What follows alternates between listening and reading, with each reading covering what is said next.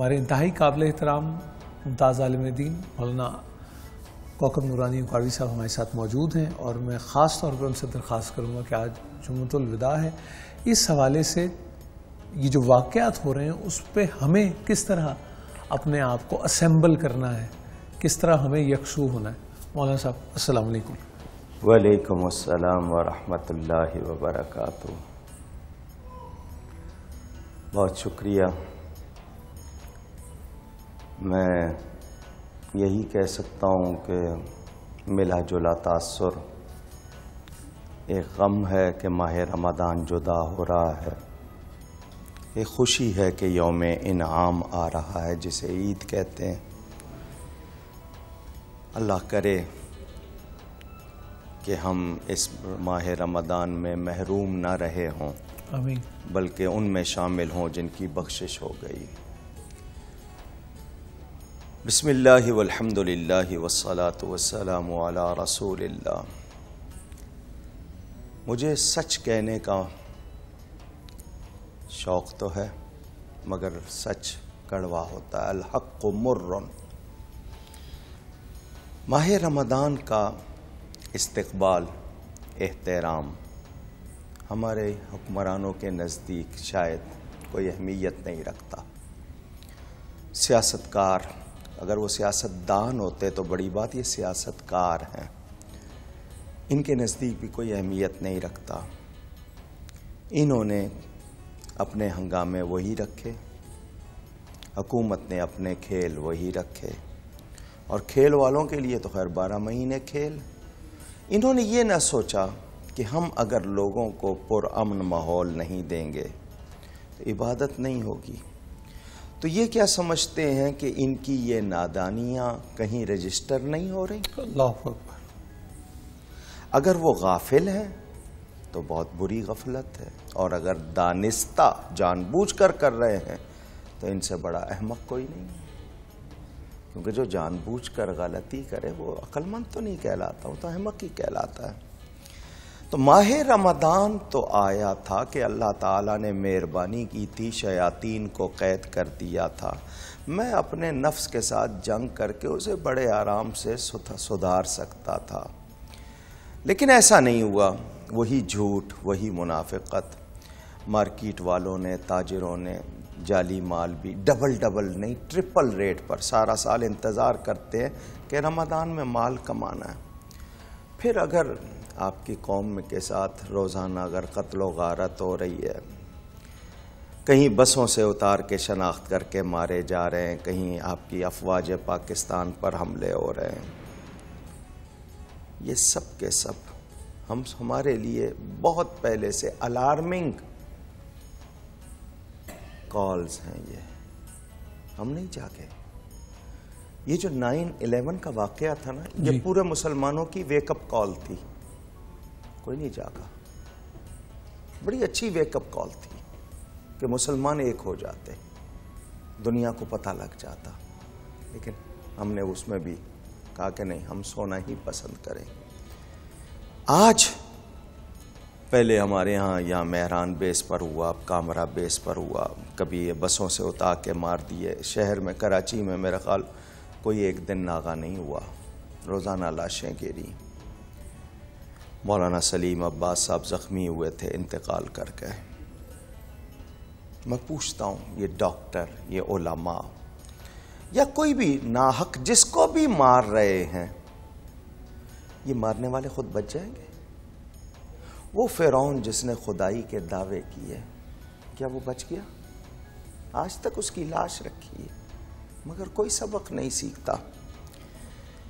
مجھے تو چیونٹی کا کاٹنا بھی تکلیف دیتا ہے، میں اس سے بھی سنبھل جاتا ہوں، لیکن اتنے بڑے واقعات سے نہیں سنبھل رہے تو مجھے یہ سچ بولنے دیجئے کہ ہم بے ضمیر قوم ہیں، کہنے دیجئے، سچ بولنا چاہیے۔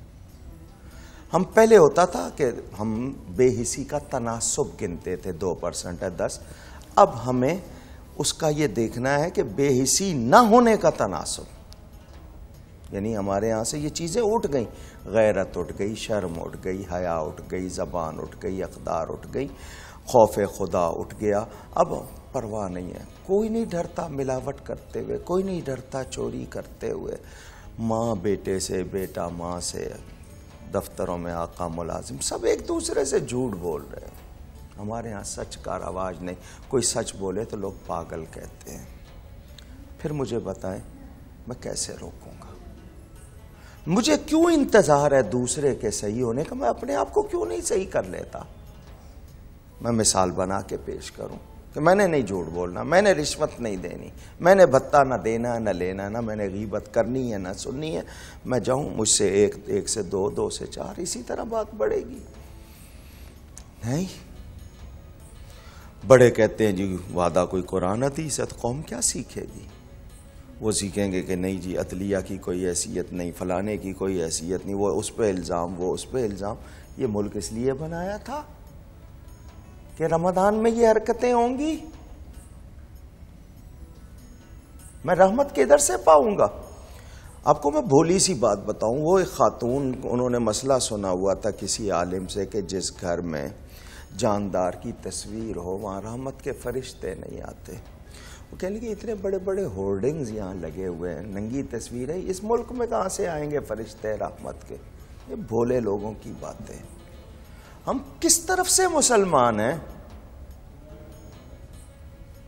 ہماری تجارت، ہماری گفتگو، ہمارے ریلیشن، عدالتوں میں مقدمے کن کے ہیں؟ رشتہ داروں کے۔ جائیداد نہیں دے رہا، سگا بھائی بہن کو نہیں دے رہا، بہن ماموں بھانجے آپس میں یہی جھگڑے ہیں، نہیں دے رہے۔ سندھ میں کیا ہو رہا ہے؟ بڑے بڑے وڈیرے، میں نام لوں تو آپ کانپ جائیں گے، ان کی بہنیں بیٹھی ہوئی ہیں 70 سال کی، نہیں شادی کی، بٹوارا ہو جائے گا، ہم کسی کو داماد کیوں کہیں، بہنوئی کیوں کہیں؟ یہ تو حال ہے۔ سچ کوئی نہیں بولنا چاہتا، توبہ کوئی نہیں کرنا چاہتا۔ ایسے میں ہم خدا کی رحمت کی بجائے ہم تو اس کے خود قہر کو آواز دے رہے ہیں۔ قہر کو آواز دے رہے ہیں۔ جان و مال عزت کی حفاظت کس کی ذمہ داری ہے؟ اسٹیٹ کا کیا کردار ہوتا ہے اور کس طرح سے اس بارے میں سوال پوچھا جاتا ہے؟ ایک سپریم بریک کے بعد میں یہی سوال مولانا صاحب کے گوش گزار کروں گا۔ اللہ تعالیٰ ہم پہ رحم فرمائے۔ ایک سپریم بریک کے بعد آپ کی خدمت میں حاضر ہوتے ہیں۔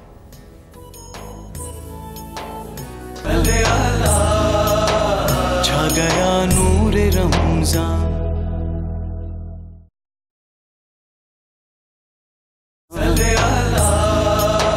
چھا گیا نور رمضان۔ السلام علیکم عزیز خواتین و حضرات، اس سے پہلے کہ میں کوئی بات آگے کروں، جو سوال تھا اس کو بھی آگے بڑھاؤں، ایک چٹھی سید محمد عقیل صاحب نے ہمیں 16 اگست کو بھیجی۔ وہاں صاحب یہ آپ کو بھی میں ضرور سنا دوں۔ السلام علیکم ورحمۃ اللہ وبرکاتہ۔ جناب علی، ہم اہل خانہ و اہل محلہ آپ کے چینل کی ٹرانسمیشن نور رمضان کی بے پناہ کامیابی پر آپ کو دل کی گہرائیوں سے مبارکباد پیش کرتے ہیں۔ اس کے ساتھ ساتھ پورے رمضان المبارک میں جس طرح آپ کے چینل نے اسلامی پروگرام بالخصوص نور رمضان ٹرانسمیشن پیش کی، یہ یقیناً قابل ستائش اور مستحسن اقدام ہے۔ پورے رمضان شریف میں ہم تمام لوگوں نے حضرت مولانا کوکب نورانی اکاڑوی صاحب کی مسحور کن اور علمی گفتگو سے استفادہ حاصل کیا اور دینی معلومات میں اضافہ کیا، جو یقیناً آپ کے چینل کے توسط سے ہم تک پہنچ سکی، شکریہ۔ اس کے ساتھ ساتھ رمضان المبارک کی 27ویں شب یعنی شب قدر کے موقع پر بھی آپ کے پروگرام بہت بہترین رہے، خاص طور پر جامع مسجد گلزار حبیب سے حضرت علامہ کوکب نورانی اکاڑوی صاحب کا علمی و فکری خطاب براہ راست دکھانا یقیناً آپ کے چینل کی بہترین کاوش اور دین اسلام اور پاکستان میں بسنے والے ہر مسلمان کے لیے بہترین خدمات ہے، جس کی اس سے پہلے کوئی مثال نہیں ملتی۔ اس نشریات کی جتنی تعریف کی جائے وہ کم ہوگی۔ آخر میں ہم آپ کے چینل کے مالکان، چینل کے کارکنان، نور الحسن صاحب، ہم ٹی وی میں کام کرنے والے ہر ایک کارکن کا تہہ دل سے شکریہ ادا کرتے ہیں جنہوں نے اس ٹرانسمیشن میں حصہ لیا، اور آپ لوگوں کی بہترین صحت اور علم و عمل میں مزید کامیابیوں اور آپ کے چینل کی مزید ترقی کے لیے دعا گو ہیں، اور پر امید ہیں کہ مستقبل میں بھی ہم ٹی وی چینل ان روایات کو برقرار رکھتے ہوئے اس طرح کے خالص دینی و مذہبی پروگرام پیش کرتا رہے گا۔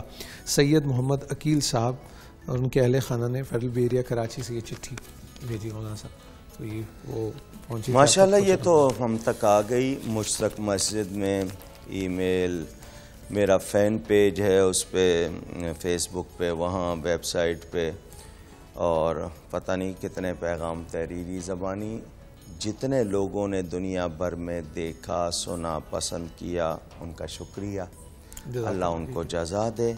جنہوں نے تیاری کی سلطانہ صاحبہ ہیں، اطہر وقار، میمونہ، نیر رباب، حسن شیرازی، جہاں سے بھاجی، سب کے نام تو لے نہیں پایا. پھر یہ کہ نور الحسن صاحب تو بہت زیادہ محنت کرتے رہے، میں تو تھوڑی دیر کے لیے آتا رہا. تو ان سب نے جو محنت کی اللہ اس کو بھی قبول فرمائے. فرمائشیں آج بھی میرے پاس آئیں کہ جی کم از کم ہر جمعے کے دن یہ پروگرام ہو، یا یہ ہے کہ مہینے میں 1-2 مرتبہ ہو. میں نے کہا جی یہ انتظامیہ والے جانیں.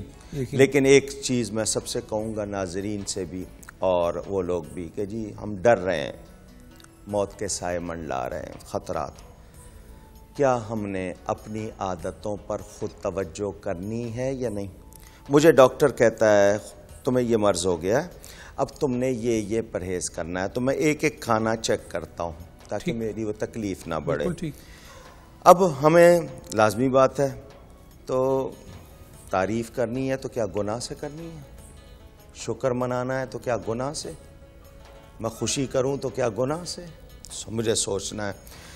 اشتہارات ہیں بے حیائی والے، باپ جوان بیٹی کے ساتھ بیٹھ کے نہیں دیکھ سکتا، یا ساس داماد کے ساتھ بیٹھ کے نہیں دیکھ سکتی. ایسے کیوں بناتے ہیں؟ بچوں کے اشتہار بنائیں، کامیاب بھی ہوتے ہیں، اچھے ہوتے ہیں.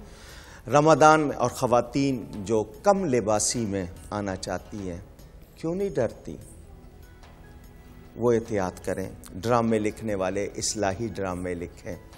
ہمارے ارد گرد اگر ہر شخص کوشش کرے گا تو ہم بچیں گے، ورنہ یہی وہ قوم جس نے قرآن میں ہیروئن رکھ کر بیچی، اللہ اکبر، یہی وہ قوم جس نے قبر میں مردہ عورتوں کے ساتھ بدکاری کی، یہی وہ قوم جو آج بچوں کے کھلونوں میں بم رکھ دیتی ہے. میں کہاں چاہتا ہوں، کیا واقعی مسلمان ہیں یا مسلمانوں کے نام پر وہ افراد دبا ہیں اور باقی مسلمانوں کو بدنام کر رہے ہیں؟ یہ بہت اہم بات ہے، اس پہ ضرور بات کریں گے. سیلانی ویلفیئر ٹرسٹ انٹرنیشنل نے جو سلسلے کا آغاز کیا اور ان کا بہت شکریہ ادا کرتے ہیں. بہت سی دعائیں وہ سمیٹتے ہیں اپنے تمام پروجیکٹس کے حوالے سے. جو ان کا پیکج ہے رمضان کا راشن کا پیکج، مولانا صاحب کے پاس نام ہے، نام پکاریں گے تو انشاءاللہ. بہت شکریہ. ہمارے ہاں تو یہ چند افراد، لیکن دنیا میں کتنے خاموشی سے بھی دے رہے ہوں گے، گھر گھر ہو رہا ہوگا. بہت اچھی بات ہے. یہ سیلانی ویلفیئر کا راشن رمضان پیکج شازیہ بی بی کو پہلے دیا جائے گا. شازیہ بی بی،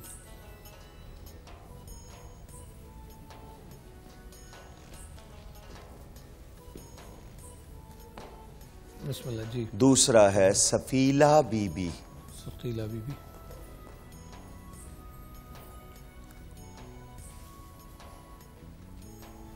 تیسرا نام جو میرے پاس آیا ہے اگر اسی طرح ہے، امل النساء نام ہے. امر النساء جی. آئیے ارتضا.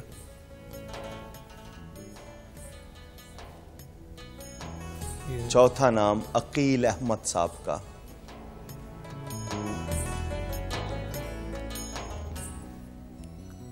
اور پانچواں اگر میں صحیح پڑھ رہا ہوں تو انیسہ بیگم. انیسہ بیگم، عقیل صاحب تک بھی آ گیا اور انیسہ بیگم. اس کے بعد ہیں ہینا بی بی.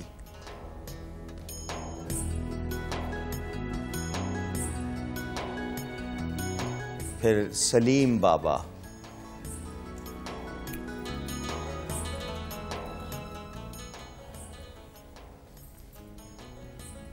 اور پھر آخر میں ہے یاسین یا یاسمین. کیا ہے یہ، خاتون ہے یا یاسمین ہے یا یاسین لکھا ہے؟ یاسمین. یاسمین ہے. یاسمین بی بی. یوں 8 افراد کو یہ آج رمضان راشن پیکج دیے گئے. اللہ تعالیٰ قبول فرمائے. مولانا صاحب، جان، مال اور عزت کی ذمہ داری جو بھی ریاست ہے اور جو حکمران کہیے یا انہی کی ذمہ داری ہے. یہ دیکھیں ہمارے پاس انسانی قوانین کا مجموعہ نہیں، خدائی فرامین کا مجموعہ قرآن موجود ہے. جی ٹھیک. جس میں کوئی بھی ایک زیر زبر بھی ہمارے خلاف نہیں. جی ٹھیک.